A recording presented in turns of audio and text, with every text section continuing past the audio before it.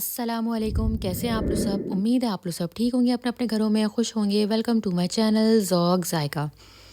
बिस्मिल्लाहिर्रहमानिर्रहीम। आज मैं आप लोगों के लिए एक बहुत ही ज़बरदस्त और बहुत ही मज़ेदार सी रेसिपी लेके आई हूँ, नए स्टाइल का मखंडी हलवा। और ये बहुत ही मज़ेदार बनता है, बिल्कुल मुंह में घुल जाने वाला हलवा है और सर्दियों में बहुत ही मज़ेदार लगता है। तो चलें स्टार्ट करते हैं। सबसे पहले एक प्याली सूजी को मैं एक बाउल में निकाल लूँगी।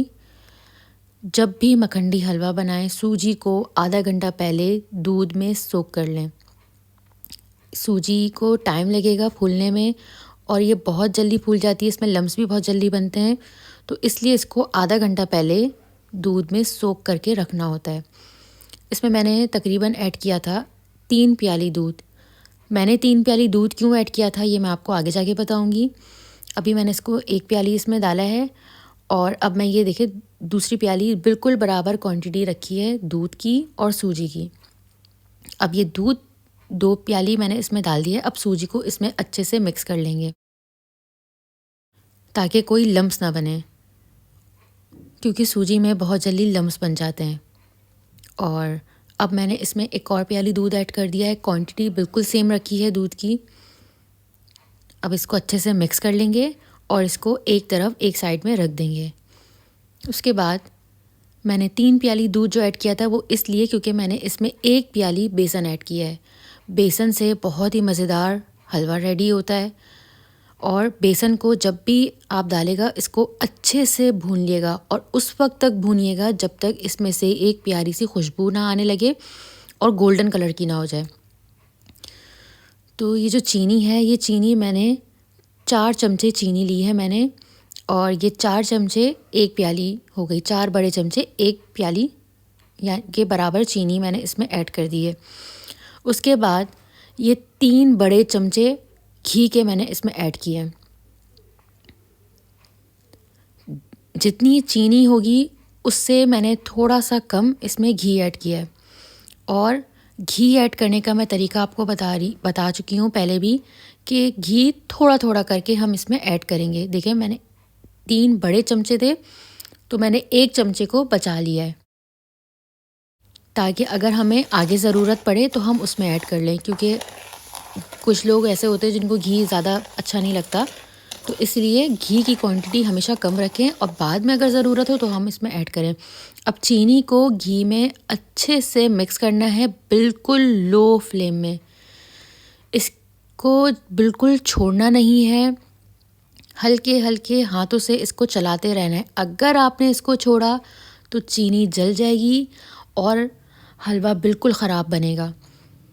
हल्की आंच में चमचा चलाते रहेंगे और देखिए जैसे ही चमचा चलाएंगे तो थोड़ी थोड़ी देर में आपको लगेगा कि ये चीनी एक जगह सख्त हो रही है, आपस में जुड़ने लगेगी।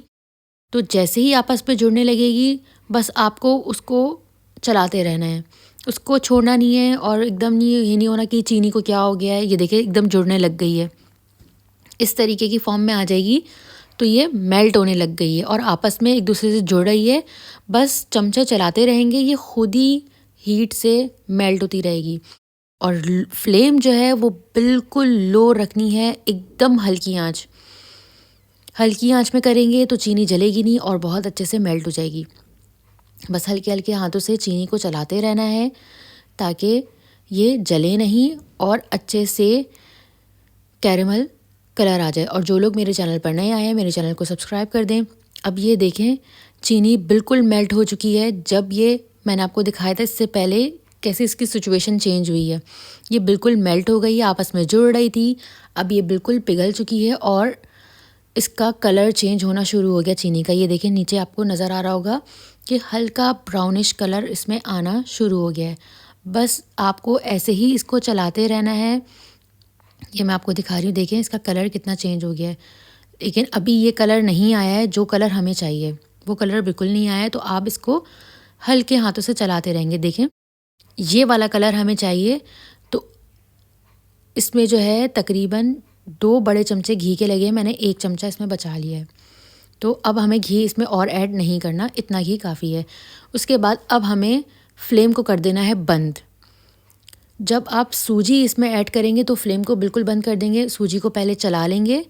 और फ्लेम को बंद इसलिए करना है क्योंकि ये ऑयल जो घी है वो बहुत गर्म है, तो एकदम छींटा उड़ेगा। तो पहले थोड़ा सा डालें, उसके बाद ये पूरा मिक्सचर इसमें ऐड कर दें। और बहुत एहतियात से डालेगा क्योंकि घी गर्म है, तो फ़ौरन एकदम से ये बाहर आ जाएगा। पूरा सूजी के मिक्सचर को हमने इसमें ऐड कर दिया और अब हम इसमें जो भुना हुआ बेसन है ये भी हम इसमें ऐड कर देंगे। इससे बहुत अच्छा सा फ्लेवर आता है। और जैसे ही अब हम इसको चलाएंगे तो देखेंगे चीनी बिल्कुल नीचे जम चुकी है।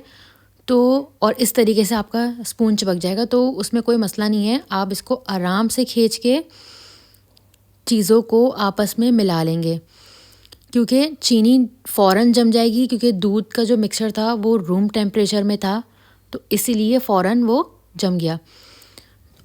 अब जब थोड़ा सा मिक्स कर लेंगे उसके बाद अब हम इसमें इलायची पाउडर ऐड करेंगे खुशबू के लिए। बहुत अच्छा फ्लेवर आता है इलायची पाउडर डालने से, बहुत ही मज़ेदार। अब हल्के हाथों से इसको मिलाते रहेंगे। ये देखें, अभी फ्लेम को मैंने बिल्कुल लो किया हुआ है और लो फ्लेम में देखें आप इसको जो है वो चलाते रहेंगे। तो चीनी जैसे ही गर्म हो रही है वैसे ही वो पैन को छोड़ रही है और सूजी में आके मिक्स हो रही है।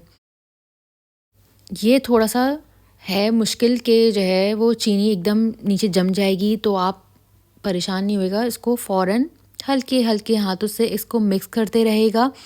चीनी जुड़ेगी, चिपक जाएगी, वो जैसे ही उसको हीट पड़ेगी वो फ़ौरन मेल्ट होने लगेगी और सूजी में आके मिक्स हो जाएगी।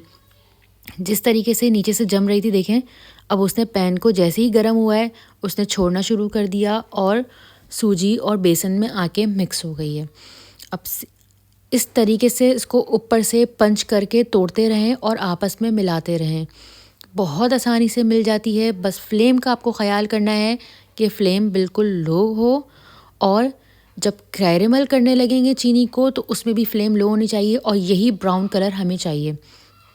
बस इसको तोड़ते रहें और आपस में भूनते रहें। तकरीबन इसमें 15 से 20 मिनट लगे इसको भुनने में और ये बहुत ज़बरदस्त तरीके से भुन जाएगी और ये बिल्कुल पैन को छोड़ देगी। ये ऐसी हो गई। देखें उस वक्त जब मैंने आपको दिखाई थी उसकी स्टेज क्या थी और अब आप इसकी स्टेज देखें क्या हो गई, बिल्कुल चेंज हो चुकी है। अब ऐसे ही इसको अच्छे से मिक्स करते रहें हल्के हल्के हाथों से और ये बहुत अच्छे से मिक्स हो जाएगी। और इसको जितना अच्छा भूनेंगे इसका फ्लेवर उतना मज़ेदार होगा और ये उतना ही लजीज बनेगा। बस इसको भूनते रहना है आपको। इस तरीके से ऊपर से पंच मारते रहें और चारों तरफ से इसको मिलाते रहें, तो ये एक गोल बॉल की फॉर्म में आ जाएगा। इसके अपना पैन खुद छोड़ देगा और बीच में एक जगह जमा हो जाएगा। और अब जब ये जो है वो भूनते हुए इसके बीच में मैंने वनीला एसेंस थोड़ा सा डाल लिया है। इसमें बहुत प्यारी सी खुशबू आ जाती है, टेस्ट बिल्कुल चेंज हो जाता है और बहुत ही ज़बरदस्त लगता है। अब इसको अच्छे से मिक्स कर लेंगे। ये देखें पूरा हलवे ने पैन छोड़ दिया है और एक जगह जमा हो गया है। उसके बाद जब ये वाली स्टेज आ जाएगी तो ऊपर से इसमें पिसा हुआ खोपरा ऐड कर देंगे और इसको अच्छे से मिक्स कर लेंगे पिसे हुए खोपरे के साथ। ऊपर से मारते रहेंगे, जिस तरीके से मैं मार रही हूँ उसको तोड़ते रहेंगे और आपस में साइडों से मिलाते रहेंगे। जितना अच्छे से करेंगे ये उतना अच्छा हलवा दानेदार, खुशबूदार, मज़ेदार बनेगा। इसको मैंने सर्व किया था ये खोए के साथ। पहले आप नीचे हलवे की एक लेयर लगा देगा, फिर ऊपर से आप इसमें खोए को ऐड कर देगा। और क्योंकि हलवा गर्म है और जब आप इसमें खोया ऐड करेंगे तो खोया आपस में मिक्स हो जाएगा और ऊपर से इसमें ड्राई फ्रूट्स, कोई भी आपके मनपसंद जो भी आपको अच्छा लगता है ड्राई फ्रूट्स वो आप ऐड कर देगा।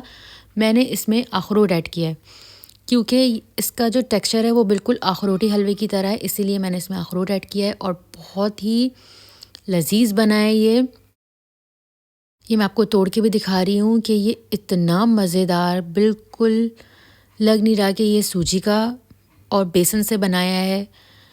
मुंह में जाते ही घुल जाएगा ये ऐसा हलवा बनता है। आप इसको ज़रूर ट्राई करिएगा।